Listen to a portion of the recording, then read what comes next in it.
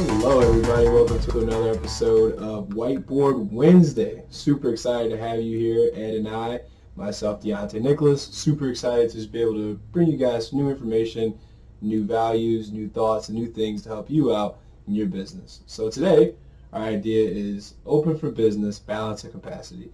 As this pandemic slows down a little bit and businesses are opening up again, we're going to talk to you guys about how you can have a vision for today and understand where you're at now and have a vision for tomorrow and how that all works out, how to balance that out and have the capacity to handle all the things that are going to happen for you. So without further ado, I'm going to bring our special host, the star of the show, Ed on here and to tell you guys about what balance and capacity means for him and how it can help you out. Thanks, Deontay. Want everybody to know that Deontay is sitting a socially distant, respectful 6 feet away. I could still reach out and clock him if I decided to, so he's not going to get too smart with me here. But it's timely to talk about what comes next, I think. Whether you're a business owner or a career seeker, especially for so many who are unemployed, whose businesses are might even be closed already, haven't gotten their loan money from the SBA. This is the time to think about what to do next. We can get mired in the worries of today, and they are absolutely legitimate. But we need to keep our eyes up and look ahead to what could come next. And as this discussion of opening too soon at just the right pace and according to what the experts tell us will keep us safe and healthy today, it's worth discussing. Because here in Michigan, have to say, proud of the governor. I think that she has not knuckled under to political pressure, to the specialty groups who have agendas other than safety and health, which I totally don't get. And there's no slippery slopes. There are no constitutional issues at large here or being challenged. Right. It was just an opportunity for some people to have center stage. Do they have the best interest of the citizens of Michigan in mind? Kind of don't think so. Mm-hmm. So best interests. If we're talking about here on Whiteboard Wednesday, whether we're open, how we reopen for business, as you and I have talked about a lot before, we should keep in mind the classic concepts of balance and capacity. Mm-hmm. We have to maintain balance in our lives, especially in society today, where we could get out of balance so quickly, so easily, and try to do too much too fast, or get way out over our skis on an issue and end up crashing. A second wave of this coronavirus coming around, which a second wave worse than the first, is what could happen. And if you throw that on an already taxed medical system, and I mean the people especially, we're going to have stress in those folks like they've never had before, and they won't be able to take care of us. Right. So we should at least be a little selfish about it and understand that we want to stay home, stay safe, and take care of each other, because the folks that have been taking care of us are tired. They deserve a break. They are dealing with today on a 12-hour, 14-hour shift basis, one after the other. They don't, at the same time, they have to, the experts and the leadership there, have to look forward to tomorrow. When does tomorrow look any better than today? So balance and capacity, if we keep balance in our lives and work to our capacity, not more than our capacity, which a lot of the doctors and nurses are doing, God bless them for the energy that they're putting in, and first responders and all. But if we work beyond capacity, we're going to burn out. We're not going to take good care of ourselves, our family, of our clients. And then tomorrow won't matter because it'll never get here. We'll burn out along the way. All right. For tomorrow to be important, I think, we have to take care of today, certainly, but we have to have our eyes up and looking forward and taking in everything that's going on today, but with that vision of what can be better tomorrow. What are we going to learn from this? So what have you learned from this? I guess that's kind of my question. I've been thinking a lot. Everyone's had their own opinion. Everyone's kind of thinking of, what is next, right? So what do you believe is next for not only your business, but, just the state of, where we're at right now in Michigan? Well, health and safety, most definitely.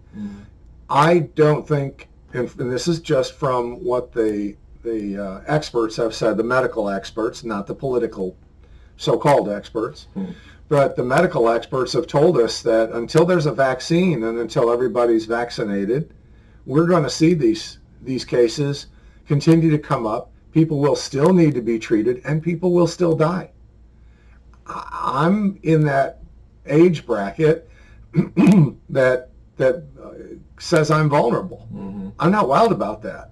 I'm going to have to pay attention. Right. Whether I can go to the beach or not, or go to the grocery store without a mask, I'd be crazy to do that. Right. I for one, am not going to go to a bar or a restaurant with a lot of people overcrowded without a mask. And if you've ever seen me eat with a mask, it's going to be pretty funny. You got to bring two, right? You have to bring two, exactly. And cutting a hole in one so you can get it kind of counterproductive. Oh, my goodness. So health and safety for one, technology is another one. We've been working, I've been in the office every day in the insurance business and in the consulting business. We are considered essential for the folks that we work with, but all my team members have been working remotely. Not so sure that we need 3,300 square feet anymore. How do we optimize the safety and convenience of working at home with getting the job done for clients? It hasn't been as tough as what I thought it might be. We're communicating well. We're getting the message across to our clients and communicating with them very well, taking good care of them. Not sure that we need the same brick and mortar. But don't you lose that aspect of being with each other, right? So today we're in this time of technology, and it's helping us, like you said, serve customers well, being able to communicate well with each other. But tomorrow, if we keep doing this, what do you think will come of this situation of just technology allowing us to do so many things, but we start to miss that human element, the connection? What are your thoughts on that? I absolutely agree. I will miss that human element, most definitely. The best conversations that I have with clients are face-to-face. The best conversations I have with any of my track or cross-country athletes are at practice and face-to-face. It's kind of hard to work that remotely, and I don't think the work gets done to that depth. So availability will be the key. I may be getting on my horse and riding all over town again, or meeting in a coffee shop, or having office hours in person on a regular basis. If I need to be here, I will be here. Right. And that's the responsibility of every business owner, is to do what you need to do to take care of your people. If that means being where your clients can actually come and see you, then that's what you need to do. That's that's the discipline of today. That's sticking with what we know works to some degree, yet leveraging that technology so that we can work conveniently and be safe and smart at the same time. And I like that. I see. So you're blending the both. You'd rather have this element of in-person with the virtual. But I know you've been in business for a long time, so this is a shift for you, right? The change for you and how you view it of today, your thoughts of what it should be like to tomorrow. You have to shift, right? What's that shift look like for everybody who's kind of going from today, this moment, this, time we're in, to the shift they have to make into, tomorrow and adjusting? Well, I think that the natural inclination is toward being less personal. And in that shift, we have to learn how to be personal, how to keep up personal relationships, keep that personal touch in everything we do, in every way we communicate with people. Personally, I'm really concerned about the folks that I do business with, and family members and athletes and everybody that I need to keep in touch with. And of course, all you wonderful people that are listening and watching on the internet, love to meet you in person. But otherwise have to get across to everybody from my longing to be personal with someone. When I write an email or make a phone call or send a text, the first thing I ask about is someone's health and safety. Not because it's the thing to say today, but because I'm truly concerned. And that's, if we're going to learn anything from this, We need to be concerned about people first and business second. Mm-hmm. So how are you? How is your family? Tell me about it. Sometimes folks just need to unload. Right. You know, they need to share with you as much, they need to share with me, I'll say personally, as much as I need to share with them. Mm-hmm. I want them to know that I care, because I really do. I mean, my personal mission statement is that I am here only to be truly helpful. And if not, I'm going to get the heck out of the way. So being truly helpful starts with caring about somebody. Right. And I just do. I mean, it's kind of what I was brought up with. Also, my mother was like that. God bless her. So you have to reach out and touch people by whatever means, but get that message across first, that you really care about them, that you're concerned about them, and that you just want to make sure that they're all right first. The rest of it is detail. Right. If we die in the process, the rest of the conversation is pretty pointless. I mean, unless we're talking about, you know, that which comes after death, and that's going to be a different Whiteboard Wednesday. True, truthfully. So you touched on something really well that kind of just sparked a thought in my mind of that personal touch, right? And you're talking about business as well, too. So for these people who are now open for business, some advice, some tips you would give to them, just some things that helped you in business for a long time. And I see your kind of that theme of the personal touch first and then allowing the details of the business come. So how's it working that balance and capacity factor of not too personal and not too much business? How do you blend those two? Even if you are out of business right now, you still have access to a cell phone, and you know who your best clients are, because it's not were. You're still in business, and they will rally around you. You'll be able to make a comeback.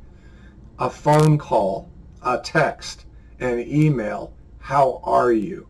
And get that honest response. Continue to reach out to your customers, your clients, even if you're not doing business right now. That would mean so very much to them. It does two things. It's certainly going to get them to continue thinking about you, but it's going to get your focus off of you and about somebody else. That always makes a person feel better. When you can spend that energy on somebody else truly concerned about it, it lightens your own load. Mm-hmm. It lightens your own load a lot. Absolutely. Truthfully. So, I mean, just to kind of wrap everything up today, obviously we've enjoyed listening to you. I always enjoy listening to you, so I love this position I'm in right now. But do you have any final parting thoughts for everybody, just so you know, something that people who are listening today can take away and move forward and do something with, something tangible that people can, walk away and say, I learned from Coach Ed today? Well, Coach Ed says, Coach Ed loves his whiteboard. Whiteboard Wednesday, as you see right behind me, open for business. Let's keep in mind balance and capacity. And point number one, keeping an eye on today, let's make sure we're maintaining the discipline that our health professionals are telling us to maintain, that we live in moderation, and we live in a state of positivity. We can moan and groan and worry and complain, and that's just going to bring us down. It is just going to make us feel sick. It could even open the door to this virus. It could open the door to a lot of bad things. But discipline, moderation, and staying positive. And if we do those things today, then there it is. I'm still getting used to the camera here. Point number two, looking for tomorrow. The vision of tomorrow will always seem a lot brighter if we're taking care of that today. That tomorrow will be based on a foundation of what we do today, and it will take a little sacrifice today for the long-term benefit of a strong foundation and all those good things we see in our vision for tomorrow. So, but sacrifice will never go away. We can't have everything right away, always, up front, immediate gratification. Mm-hmm. It just doesn't work that way. So I'd say let's stay focused on balance and capacity.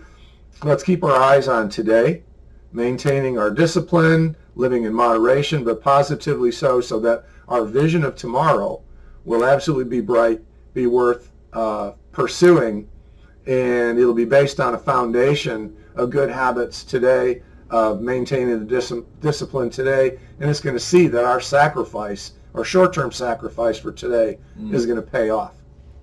Absolutely. Love it. Thank you guys for joining for another Whiteboard Wednesday. We'll see you again next week. And until then, check out our website at www.essentialteamadvisors.com for any new updates. Just check it out. Let us know what you guys think. Coach Ed, do you have anything to say before we go? No, I just want to make sure we're still 6 feet. Still 6 feet. 6 feet apart here. My yardstick is gone. I can't check my work here, but that's it. Thanks. God bless. See you all next time.